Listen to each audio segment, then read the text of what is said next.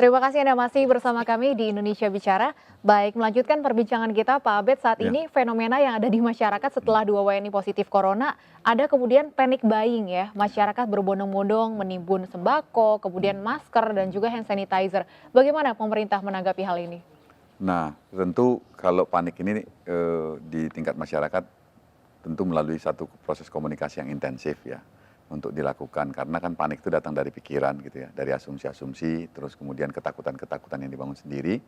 Nah kami memang mendorong untuk komunikasi yang lebih intensif lagi ke masyarakat dan syukur juga misalnya hari ini nggak menunjukkan gejala yang semakin parah ya. Artinya Mm-mm. masyarakat kita juga sadar juga gitu loh. Saya kemarin itu misalnya pulang dari kantor itu hampir jam 11 singgah di Mampang begitu di satu minimarket itu baik-baik aja itu gitu loh. Nah, ini juga Oke. memang menunjukkan apakah jangan-jangan masyarakat kelas menengah kita ini memang karena begitu banyak informasi kemudian nggak dicerna malah panik sendiri gitu loh. Nah, tetapi konteks ini memang kita harus melihatnya bagaimana masyarakat bisa dicukupkan informasinya, bagaimana mereka diyakinkan gitu ya. Dan kita kan di dalam apa namanya, kita juga pernah dulu kan global juga mengalami kejadian seperti ini yaitu SARS misalnya gitu ya.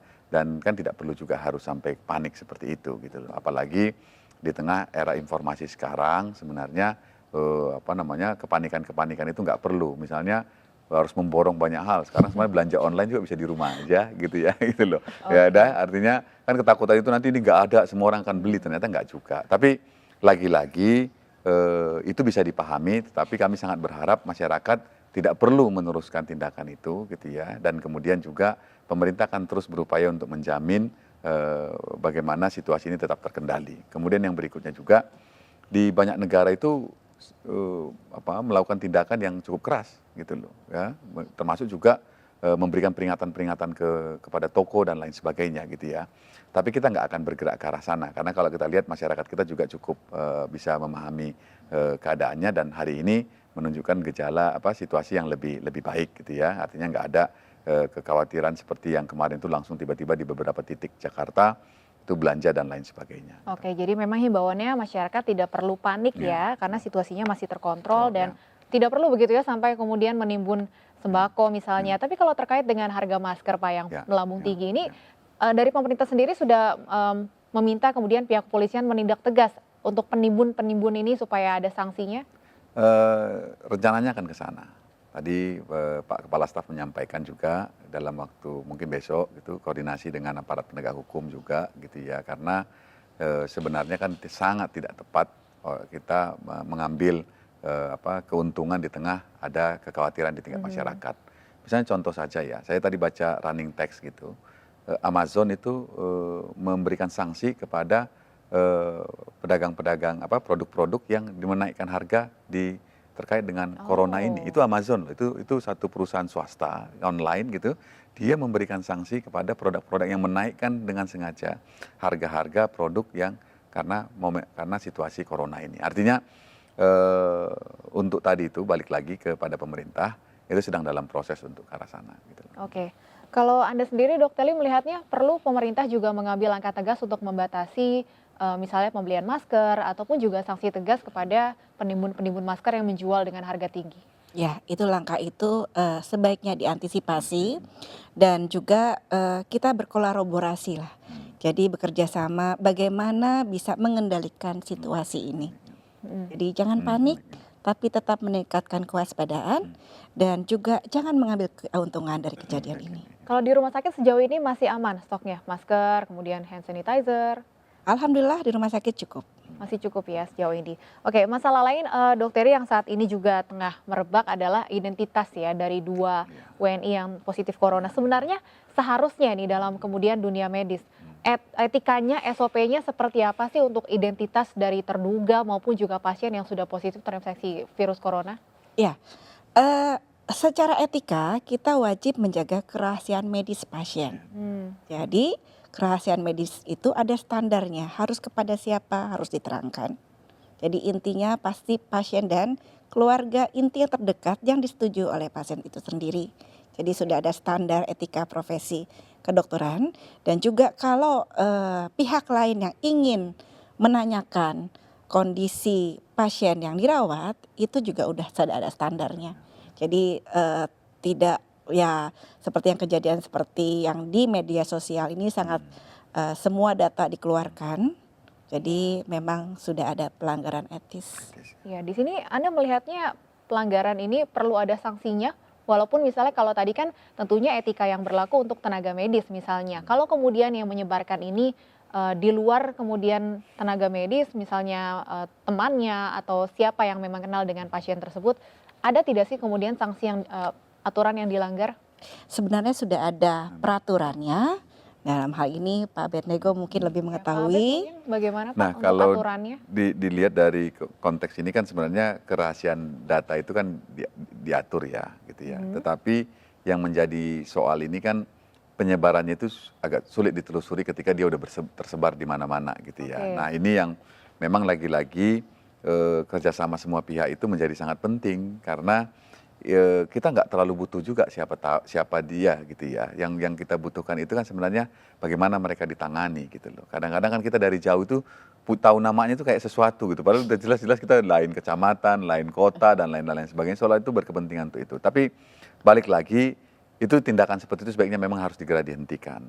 Bukan sangat terbuka juga pendekatan hukum bisa dilakukan karena semua data-data kita kan sebenarnya dilindungi gitu ya. Artinya sebenarnya juga kayak misalnya kita diteleponin dari marketing tertentu itu bisa kita komplain sebenarnya, bisa kita perkarakan untuk itu gitu. Artinya bisa kita pertanyakan dari mana mereka mendapat nomor-nomor telepon kita gitu loh. Jadi, nah terkait dengan itu juga memang kita minta baik institusi atau masyarakat kita berhentilah gitu loh untuk menyebarkan itu karena kasihan ya. Artinya mereka yang mengalami itu yang kita khawatirkan adalah stigmanya nantinya. Yang sejak dari awal waktu corona ini mulai meningkat dan kemudian di Cina dan kemudian kami di kantor staf presiden memang hati-hati ada stigma dan kemudian ujungnya nanti diskriminasi.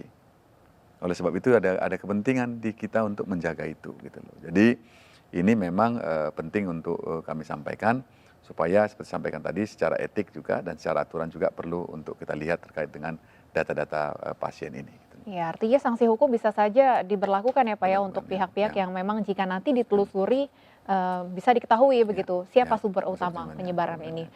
Dokter Teli, kalau kemudian kemarin juga sudah ada ya WNI yang sudah selesai diobservasi di Pulau Natuna, kembali kemudian apa himbauan Anda untuk masyarakat sekitar untuk tadi ya tidak kemudian ada stigma terhadap pasien, bukan pasien ya sebenarnya, WNI yang sebelumnya sempat diobservasi. Oke, untuk WNI yang sudah pulang itu sudah kita periksa memang negatif untuk COVID-19. Nah, setelah itu juga setelah pemeriksaan negatif itu sebenarnya pemeriksaan itu diulang lagi 1 kali dan biasanya standarnya 1 minggu. Ya, dan setelah 2 kali negatif itu sudah dinyatakan bebas. Jadi masyarakat jangan khawatir.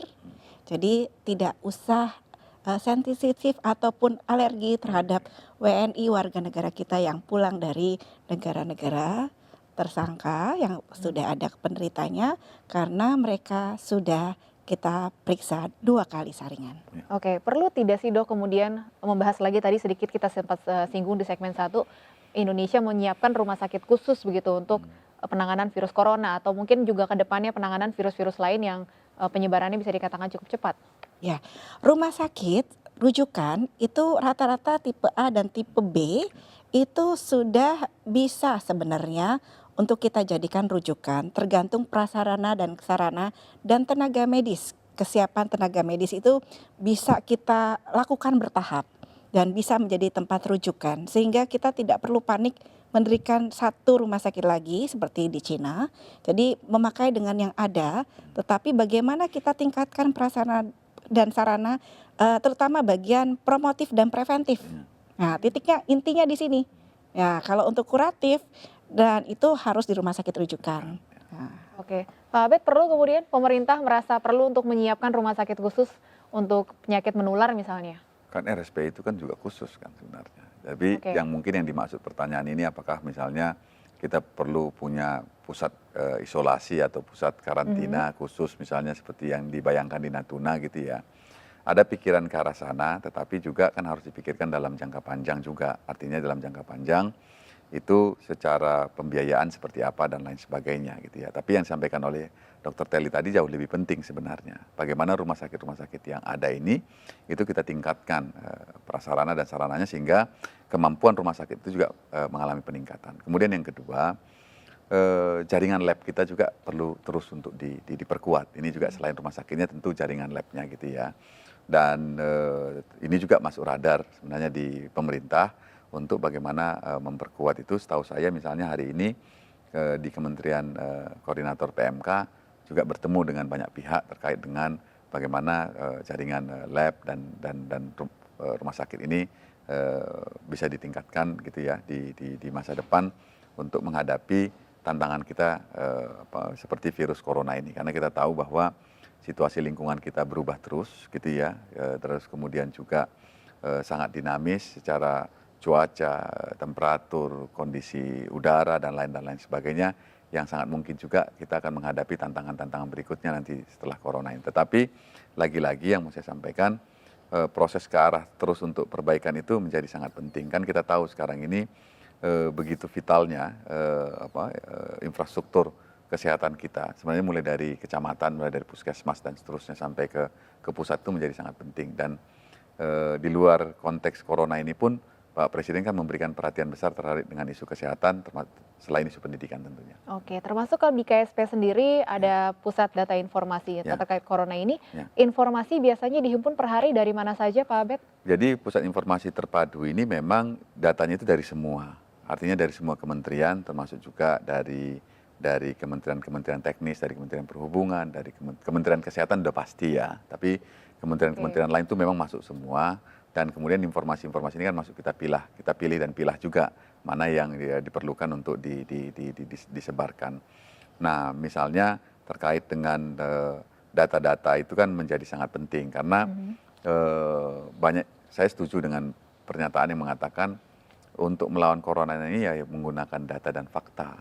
Jangan kita menggunakan asumsi-asumsi gitu sehingga peran seperti Dr. Telly dan seluruh tenaga-tenaga profesional kedokteran itu menjadi sangat-sangat penting karena kita ini katanya bukan corona nanti yang bisa membunuh kita tapi stres, panik ya itu yang justru bisa membunuh kita nantinya gitu loh. Ini menurut saya ini satu pernyataan penting karena itu tadi kita tidak secara aktif untuk bagaimana mengenali data dan informasi yang ada yang sebenarnya dihasilkan oleh tenaga-tenaga profesional ataupun institusi-institusi yang kredibel. Nah, kita lihat misalnya terkait dengan data saja gitu ya.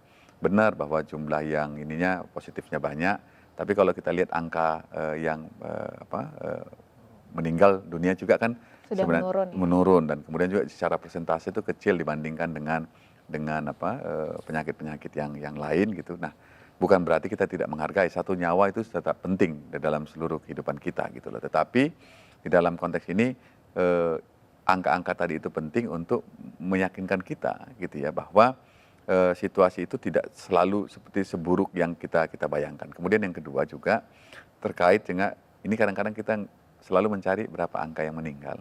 Tapi angka yang pulih sembuh tadi, apakah karena memang daya tahan tubuhnya diperbaiki dan lain sebagainya, itu kita jarang nyari-nyarinya gitu loh. Padahal angka itu meningkat juga ya Pak. Juga gitu loh. Maksud saya ini juga jadi satu